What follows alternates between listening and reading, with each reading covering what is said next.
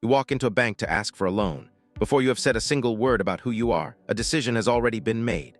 Somewhere, a machine has taken your entire financial life and compressed it into one number between 300 and 850. That number decides whether you are approved and what it will cost you. You have never seen how it is calculated. Almost no one has. It is the most important number in your life that you are not allowed to understand. That number follows you everywhere. It decides which apartment you can rent and which mortgage you can hold. It sets the interest on your car, your credit card, your home loan. Landlords check it. Insurers check it. And in many states, a version of it can sit on the desk of an employer before they decide whether to hire you. A silent 3-digit verdict, standing between you and the life you are trying to build. So how did a single hidden number end up with this much power over you? To answer that, we have to take it apart. And to understand what it really is, you have to let go of one idea. It is not a grade for being a good person.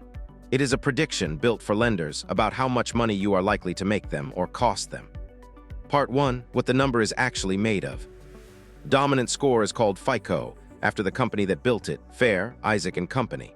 It runs from 300 at the bottom to 850 at the top, and by the industry's own account, it sits behind around 90% of lending decisions in America. So how does a lifetime of financial behavior become a single point on that scale? It comes down to 5 ingredients. Largest piece, about 35%, is payment history. Do you pay on time? Next, around 30% is utilization, how much of your available credit you are actually using. 15% is the age of your accounts, how long your history runs. The final 20% splits between how many new accounts you have opened and the mix of credit types you carry. Those weights are the public version.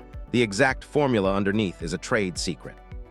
And the machine rewards behavior that can feel backwards. Pay your card off in full each month, but run it close to the limit and your score can still fall. Close your oldest credit card, the tidy, responsible thing to do, and your score can drop because you just shortened your history. The system is not measuring your discipline or your intentions. It is measuring a pattern and matching it against millions of people who came before you. Strangest of all, owing nothing can work against you. No loans and no cards means no data, and no data means no score. In the eyes of this system, the person who has never borrowed can look riskier than the person who borrows constantly and only ever pays the minimum. Part 2, where the black box came from. Began in 1956. An engineer named Bill Fair and a mathematician named Earl Isaac shared a conviction that lending should be driven by data, not by a banker's gut feeling about your face. They wrote to 50 of the largest American lenders, offering to build a scoring system. Only one wrote back. Half a century later, their idea would sit underneath nearly every consumer loan in the country.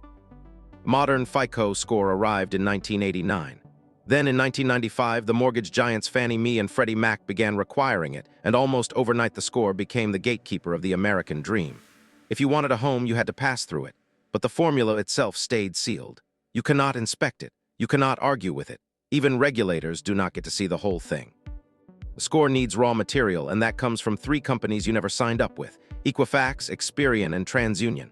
They quietly gather your payment behavior from your lenders, assemble it into a file on you, and sell that file back to the industry. You did not consent to it. You cannot opt out of it. Your data became their product, and the score was built on top.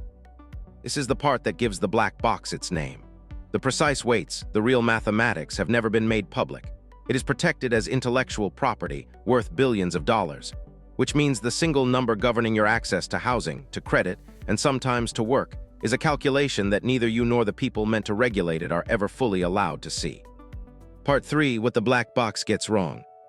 You would hope a system with this much power would at least be accurate. When the Federal Trade Commission studied credit reports, it found that 1 in 5 consumers had an error on at least one of them. For roughly 1 in 20, the mistake was serious enough to change the price they were offered on a loan.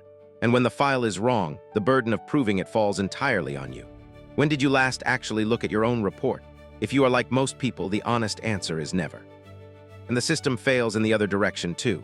Roughly 45 million American adults are what the industry calls credit invisible or unscorable.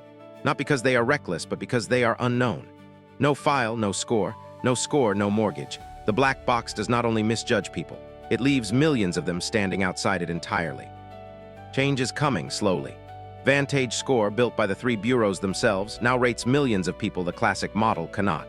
Newer systems' red rent payments, utility bills, and the cash flowing through your bank account signals the old score ignores.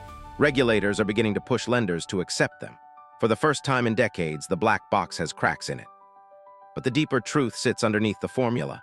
Your credit score was never a measure of your worth as a person. It is a prediction of how profitable your risk is to a lender, calculated in secret from data you never agreed to hand over. Once you see it that way, the black box finally makes sense. It was never built to be understood. It was built to be sold. If this changed the way you see that 3-digit number, subscribe. And I am genuinely curious. Has your own credit score ever done something that made no sense to you? Tell me about it in the comments. Every week on Second Order, we open up another system that quietly runs your life and work out who it was really built to serve. Thanks for watching.